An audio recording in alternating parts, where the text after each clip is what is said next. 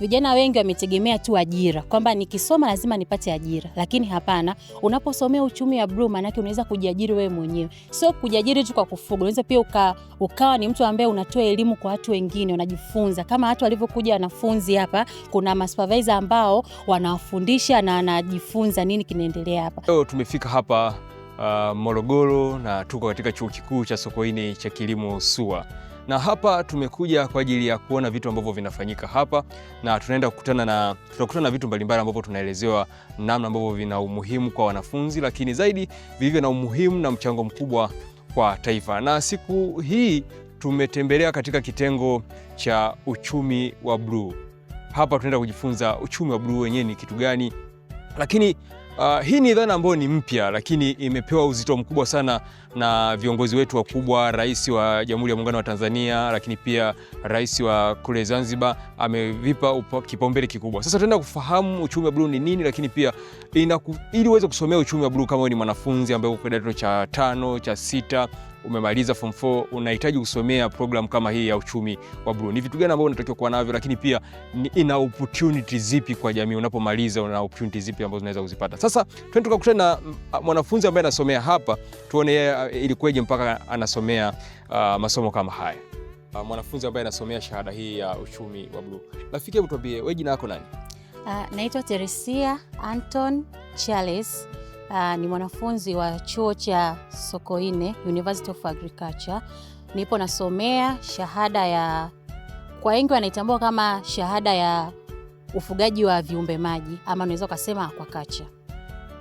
Hebu tuambie wewe, ilikuwa ni ngumu ama rahisi kiasi gani kuchagua kusomea shahada kama hii? Kusomea shahada kama hii ilikuwa kwangu ni rahisi kwa sababu ya zile fursa ambazo nimeziona mbele. Watu wengi wanadhani kwamba kusomea udaktari, kusomea labda pharmacy ndio kuna opportunity nyingi, lakini hapana.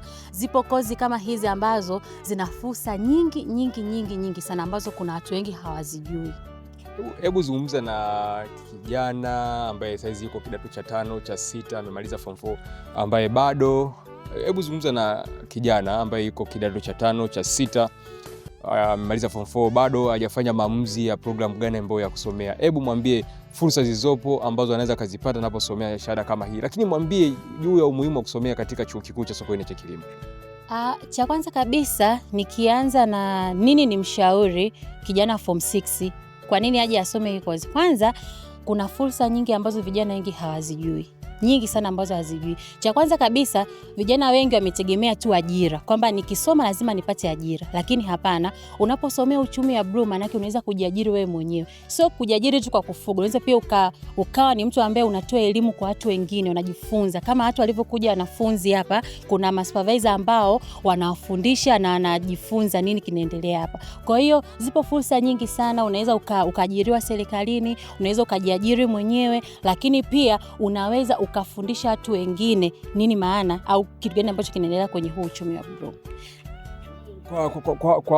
Kwa msichana vipi, unamwambiaje msichana ambaye hiyo wasichana bado wana ile dhana ya kwamba ni mwanaume anaweza kufanya vitu vipi? Kwa upande wa wasichana au mabinti ambao bado nao wana dhana ya kuamini kwamba vitu fulani vinafanywa na wanaume, wewe unasomea shahada kama hii, unaweza kumwambiaje yule binti ambaye bado hajaamua?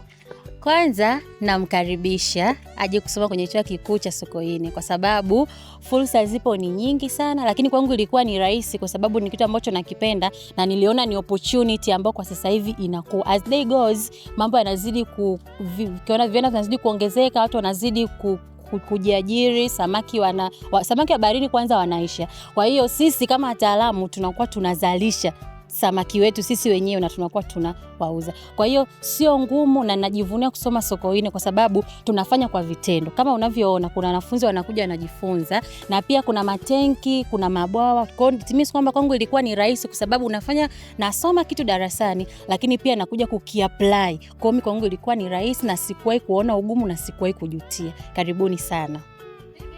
Bwana, hizo ndizo habari ambazo zinapatikana ukifika Chuo Kikuu cha Sokoine cha Kilimo SUA. Nawe pia endelea kuungana nasi Student Connect ili uweze kufahamu mambo mengi ambayo tunayafanya, lakini zaidi kuwaunganisha wanafunzi na fursa zilizopo katika maeneo ya kujifunza.